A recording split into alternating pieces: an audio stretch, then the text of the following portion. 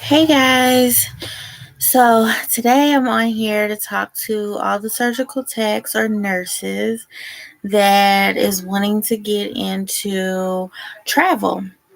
And so if you have any comments or questions as I'm talking, just leave a comment below and I will try my best to address it.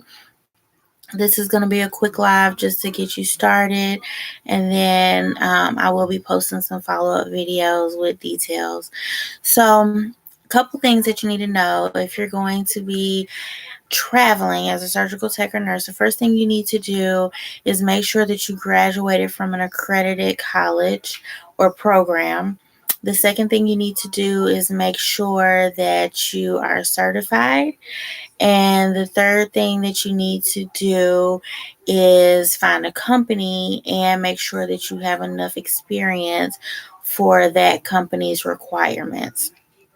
I always recommend to everybody when getting into travel to at least have 1 to 2 years of experience, just so you'll have your base knowledge of what you need to get started. It usually takes about a year to get all your basics, get yourself in your comfort zone, and then it takes another year for specialties like such cardiac or ortho, pediatrics, etc. So I always say get 1 to 2 years of experience before starting to travel, because when you do start your travel, you're not going to get orientation like you would if you were going to a hospital where you were starting your own job, like as permanent staff, where you get like a few months, 3 to 6 months or longer of orientation. For travel, your contracts are only going to be 3 months. So the most that you may get is 1 or 2 days, and that's pretty much to learn your way around the hospital, learn the sterile core, substerile cores, and get a little bit of FaceTime in with the surgeons, get introduced to the staff, and just do like your basics. But other than that, you're going to get put in a room and it's going to be a go. They're going to expect you to not know doctor specifics, but they're going to expect you to know the basics and be able to get through the cases that you have signed up for.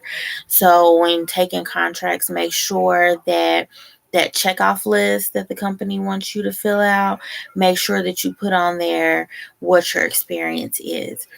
So first 3 things you want to do, you want to make sure that you graduated from an accredited school or program. You want to make sure that you're certified, and you want to make sure that you have that 1 to 2 years of experience to just know your basics and be able to get through a setup at any hospital that you walk into. Once you get past that, the next thing you're going to do is find a company. So when searching for company, there are thousands of companies for travelers. So you don't have to settle. Make sure that the company you go with is going to give you exactly what you're looking for, exactly what you want out of your contract. So what I always recommend is do your research. Join surgical tech travel groups on social media, Facebook, TikTok, YouTube, wherever, Instagram. There's travel groups everywhere. Those people are going to be your best friends. They're going to tell you what hospitals they've been to, what their experience was, if it's a good place to work, if it's not a good place to work, the things to look out for, and the expectations of that location. So being in travel groups is really good. Also, we share a lot of information with each other in travel groups. So a lot of times when newcomers come, everybody kind of caters to the new people that are new to traveling and like, okay, we don't want you to make the mistakes we made. So these are the do's, these are the don'ts that you need to look for before signing a contract, before picking a company, before moving to a location. Now, once you get your company picked out, once you have your certification, your experience, and your accreditation, you're ready to go. So the first thing that you're going to do when you sign up with that company is they're going to give you a checkoff list. And that checkoff list is going to have all of the experience on there that you do or do not have. Make sure when you fill it out that you do not embellish. Make sure that you are honest with what you're good at, what you're not good at, because they're going to base your contract based off of the experience that you tell them you have. So it's going to break it down by service lines. Ortho, there'll be a whole checklist for ortho. There'll be a whole checklist for neuro, for plastics, for pediatrics, for GYN, etc. All the different pods or specialties, cardiac, whatever it is, there's going to be a checkoff list, and you're going to need to fill all that out. And once you get, really set up, then your company is going to send you all your I-9 and paperwork and all that stuff that you have to fill out. But that's something that your company will go over with. You don't really need me to go over that with you. But if you do have questions about it, you sign up for a company and you have some questions, then just, leave me a comment below and I will come back and talk about that with you. So another thing that you want to do before talking to your company is make a list. Make your own personal list of what you want, what you don't want. So I call it the do's and the don'ts. Your locations that you want to go to, that you don't want to go to, that you don't really care about, you're indifferent. Put your shifts. Do you want to do 8 hours, 10 hours, 12 hours, nights, days, weekends? Do you want to take call? Do you not want to take call? Your location. Do you want to go to locations that are, like Hawaii, somewhere that's going to be fun and you can kind of be on vacation when you're not working?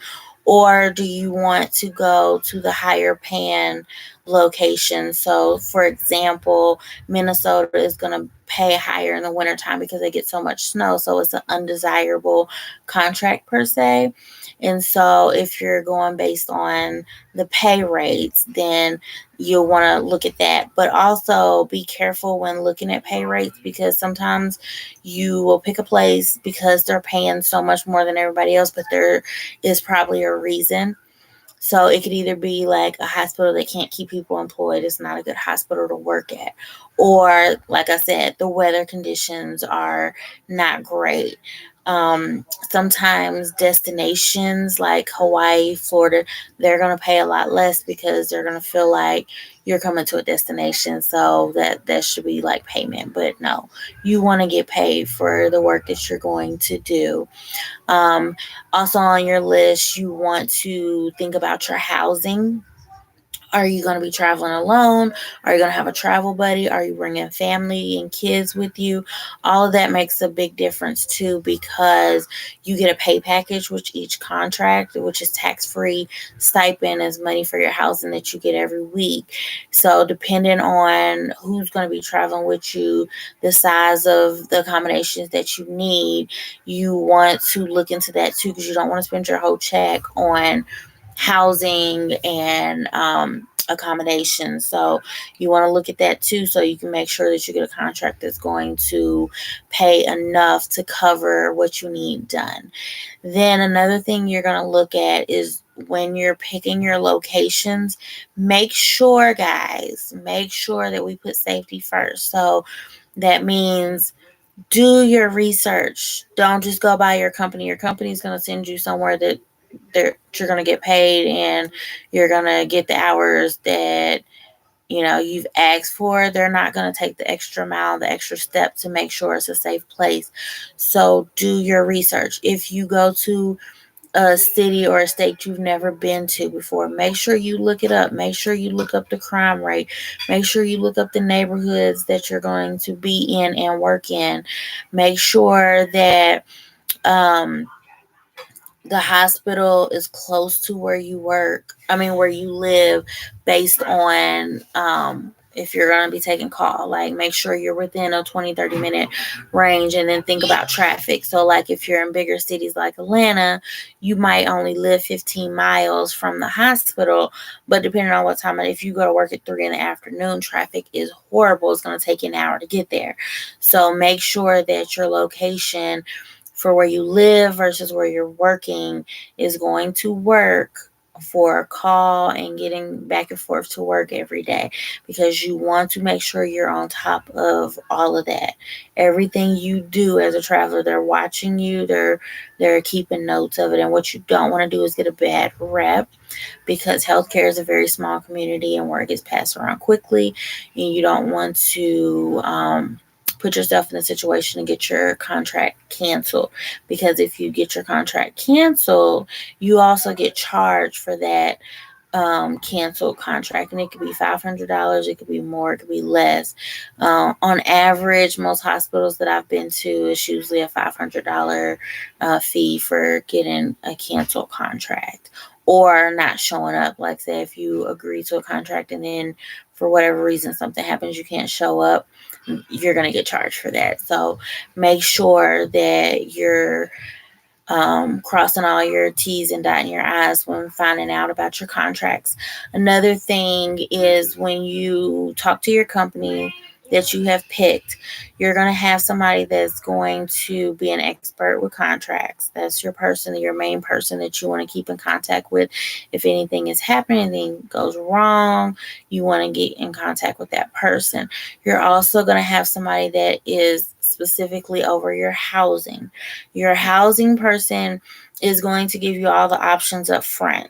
So you can either take the tax-free stipend and just keep that money for yourself and find your own housing, or you can let the company find housing for you and they'll take that out of that stipend. Sometimes they'll just take the whole stipend and make sure those accommodations are already ready for you when you get there. Or sometimes, depending on what your rent is for that location, they may still give you whatever the leftover amount is that they're not going to use. So look into that. And also, if you do have them pick your housing, let them know like things that are important to you, like maybe being near a grocery store, 30 minutes within the hospital, or upstairs, downstairs. If you have kids, you need 2 or 3 bedroom, or if it's just you, a 1 bedroom. Another thing is getting a travel buddy.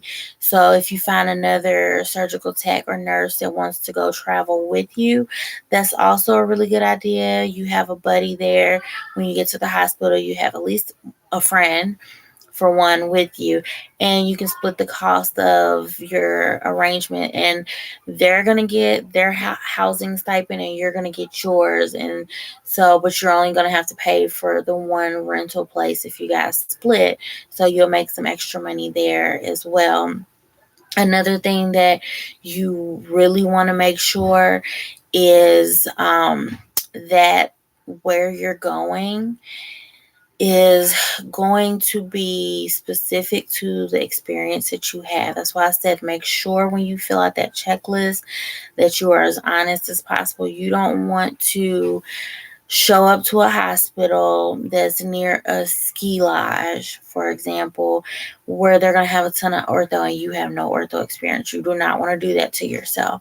So make sure that the hospital, what they're offering, is matching what you want. And you can always turn down contracts. Now, once you sign the contract, then you're legally bound and then they can charge you for it. But if you get an interview and as the interview is going on, you hear what their requirements are and they don't match what your skill set is, you can let them know, like, thank you for the interview, but I'm going to have to pass on this contract because my skill level is not matching what your requirements are. Another thing that you want to look into is extensions. So a lot of times, if a hospital is really short staffed, they will offer you an extension. With each extension, depending on your company, because the benefits are different for different companies. with my company, if you do an extension, you get a $500 extension fee on your next contract, and it's usually about like the second or third week that you're in your contract that money will show up. All companies don't do that. All companies don't have extension fees, but you ask. So that's why I'm like, always make a list, ask questions, know the things that you need to know. And if you don't, that's why you get in these travel groups and they can help you out with that. But, and also know that for every time that you extend, you can also ask for a raise. Now, you may not always get it. They're not going to cut your contract because you ask for a raise. So don't be afraid to ask for a raise. But you do have the right to ask for a raise every time that you extend. So make sure that you talk to your company about raises, about extensions. Also, talk to your company about the benefits as far as like health, dental, vision. Your companies all have it. Some is expensive, some's a little less expensive, depending on if it's you or if it's your family. But always ask about what the benefits are. See if that's something you'd be interested in taking on. You can always change your mind later if you want it on the first contract, but not the second one. Then you can opt out. And then after that, you do your first contract. You get that first one under your belt, see how it felt, see, what you liked, what you didn't like. And then when you go back to your company, you let them know, like, okay, now that I've done a contract, there's certain things that I know for next time that I don't want or I do want to be added into my contract. Also, if you're going to do like vacation, you need to make sure that you get that put in your contract before signing the contract. So if you're going to work October through December and you want Thanksgiving off, then when you interview, make sure you tell them, I would like to have Thanksgiving off. Find that out up front if they're willing to let you do that or not. Now, I don't know if that's a deal breaker for some people. It's just an example, but you always let them know any vacations, holidays, any of that stuff that you want off, you negotiate that before signing the contract. Another thing is, if you do take on a contract, always find out if you are going to be taking call or not. Some hospitals don't let travelers take call. Some make it mandatory that you take call. If it is, make sure you find out how much call. Is it once a week plus every other weekend? I've seen a lot of contracts are saying like 1 weekend a month, like every 4 weeks or something like that. You'll have to take weekend call. So usually you're there for 3 months. That's 3 weekends out of those 3 months that you will be responsible for call, and then a day during the week or whatever the contract is, whatever the requirements are. So make sure that you ask all the questions. They're not going to be upset if you ask a bunch of questions because it's just going to prevent a lot of confusion down the road. So ask all the questions, write your questions down so you don't forget to ask anything for your company and for your interview. Also, when you go in, go with a positive attitude. Always make sure that you're on time. Make sure that, when you go on your lunch breaks, that you're coming back on time, that when you arrive to work, you're dressed and ready at the front for your start time. Don't lag in. Don't get too comfortable and pick up bad habits of employees. Like, make sure that you're on top of your game because you're representing yourself, you're representing your company, and that is your income. So you want to make sure that you look good. So they do offer you an extension if you like that location, or even if you don't, leave on a great note so that you can always come back. Never burn bridges. Like I said, healthcare is a small community where it travels fast. So make sure that you do those things before signing a contract. Make sure that you look into your location, your pay package, the skills that they're requiring. Is it an ortho contract? Is it a cardiac contract? Do you have to take calls or a lot of calls? Do you have to work weekends? Do you have to work holidays?